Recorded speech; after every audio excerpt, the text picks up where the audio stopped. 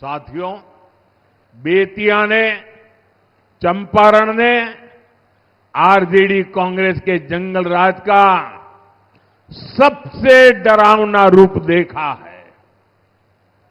जंगल राज वालों ने सत्याग्रह की इस पुण्य भूमि को लठेतों और डकैतों का गढ़ बना दिया था।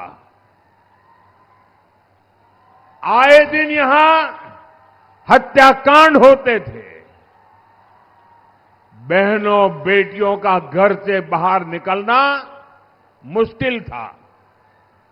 साथियों, ये सारी बातें मैं आपको इसलिए याद दिला रहा हूं क्योंकि जहां कानून का राज खत्म होता है, वहां सबसे पहले गरीब, वंचित, पीड़ित बेहाल होता है। जहां कट्टे और रंगदारी का राज चलता है, वहां नौजवानों के सपने दम तोड़ देते हैं। जहां गुंडा राज होता है, वहां दुकानदारी चौपट हो जाती है, व्यापार कारोबार ठप पड़ जाता है। साथियों, आपने नीतीश जी के नेतृत्व में एनडीए का सुशासन देखा है, आपने शांति देखी है, बिहार के लोगों ने सुकून पाया है। लेकिन इसको जंगल राज से बचाए रखना, ये हम सबकी जिम्मेदारी है। बिहार को तो अभी विकास की नई नई ऊंचाइयों पर हमें पहुंचाना है। और इसलिए मेरे उत्साही नौजवानों, मेरे जोश से भरे नौजवानों, मेरे साथ बोलिए, एक साथ बोलिए, नहीं चाहिए कट्टा सरकार, नहीं चाहिए कट्टा सरकार, नहीं चाहिए कट्टा सरकार। फिर एक बार एनडीए सरकार, फिर एक बार एनडीए सरकार। साथियों, आप आरजेडी के नेताओं के इरादे देख रहे हैं। मैं आरजेडी की रैली का एक वीडियो देख रहा था। उसमें मीडिया वाले एक बच्चे से सवाल पूछते हैं और उस बच्चे को पूछा कि बेटा, तुम लालटेन वालों की रैली में क्यों आया है? छोटा सा बच्चा लालटेन वालों की रैली में आया है और जब पत्रकार उसको पूछते हैं तो छोटा सा बच्चा भी बड़ा माथा ऊंचा करके कह रहा है कि आरजेडी सरकार रंगदार बनाती है। और वो बच्चा कहता है, मैं खुद रंगदार बनना चाहता हूं। भाइयों बहनों, ये 15-20 साल पहले की बात नहीं है, ये इसी चुनाव के वीडियो की मैं बात कर रहा हूं। हम यहां आईटीआई बना रहे हैं, इंजीनियरिंग कॉलेज खोल रहे हैं, मेडिकल कॉलेज बना रहे हैं और ये आरजेडी कांग्रेस वाले बिहार के बच्चों को रंगदारी के लिए प्रेरित कर रहे हैं। साथियों, ये चुनाव सिर्फ आरजेडी कांग्रेस की पराजय तक सीमित नहीं रहने चाहिए। आपको उस मानसिकता को हराना है जो बिहार के बच्चों में जहर का बीज बो रही है। साथियों, बिहार तभी आगे बढ़ेगा जब यहां के युवाओं के सपनों को, उनकी आकांक्षाओं को प्रोत्साहन मिलेगा। ये काम एनडीए की डबल इंजन सरकार कर रही है। एनडीए सरकार बचत भी बढ़ाती है और विकास भी करती है।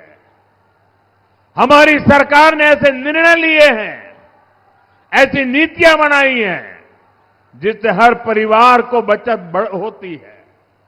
2014 से पहले जब दिल्ली में आरजेडी के समर्थन से कांग्रेस सरकार चलती थी, तब महंगाई चरम पर थी।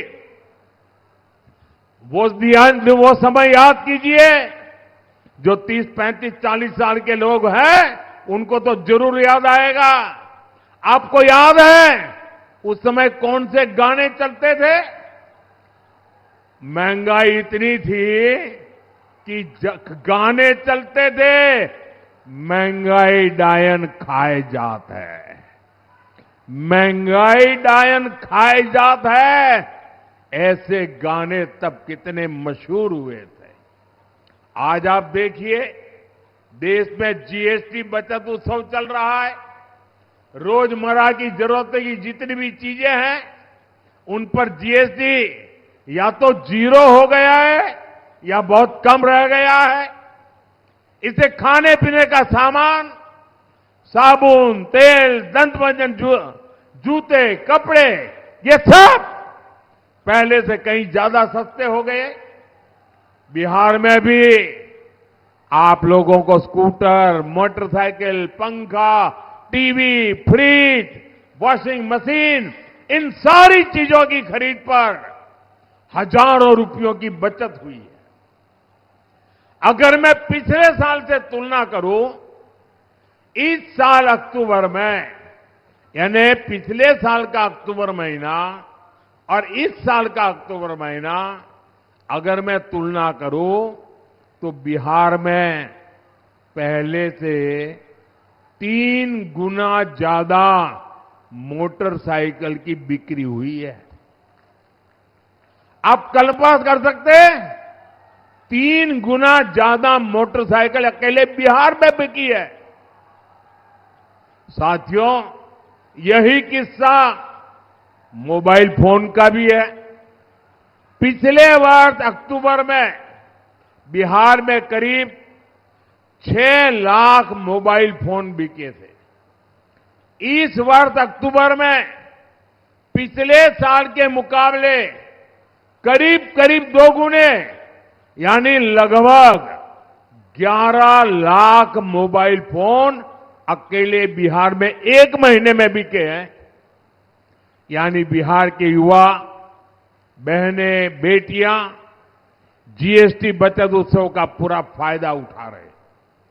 साथियों, ये जंगल राज वाले आपकी बचत लूटने में जुटे रहते थे। ये लोग अपनी तिजोरी भरते थे, लेकिन ये हमारी सरकार है जो आपके पैसे बचाने वाले ऐसे कार्यक्रमों की रचना करती है, ऐसे फैसले लेती है। हमारी सरकार के दौरान मोबाइल फोन तो सस्ते हुए ही हैं, फोन पर बात करना भी बहुत सस्ता हो गया। अगर आरजेडी कांग्रेस की सरकार होती तो आप लोग वीडियो कॉल कर ही नहीं सकते थे, क्योंकि आपका बिल ही हजारों लाखों में आता। ये मोदी है जिसने मोबाइल के डेटा इतना सस्ता कर दिया है कि आपको अब ज्यादा पैसा नहीं खर्च